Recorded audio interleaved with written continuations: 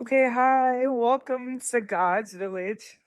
Um, my testimony, I would start off by saying that God really performed a miracle in my heart because from a young age I was not brought up in church, but I had met this girl from elementary school, and her stepfather ended up being a pastor, and her mom was like, "Oh, when you sleep over, bring a dress." And ever since then, I was going to church, but I don't remember the messaging. I don't remember how the pastor preached. I just knew that I loved going to church and I loved the music and I loved everything about it. And I ended up going to an altar call. And ever since then, I knew of Jesus, but I didn't personally know him.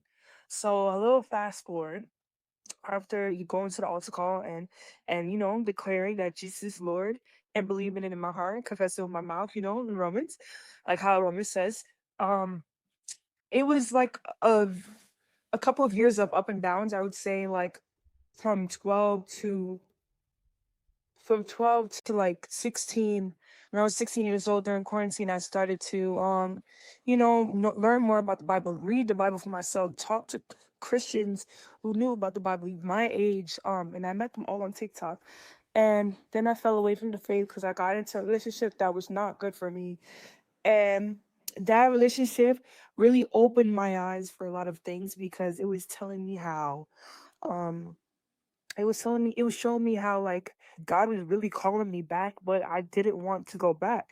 I would not open my Bible because I knew his word would change me. And finally I rededicated my life in October back to Christ, and ever since then, he's been doing amazing things in my life, and he really has been showing me what it truly means to be a disciple of Jesus Christ. I have an intimate relationship with him. um yeah, intimate as in I love him deeply in my heart, and I actually live for him sacrificially. I love him in a sacrificial way, the way that he has loved me. So yeah, thank you so much, guys.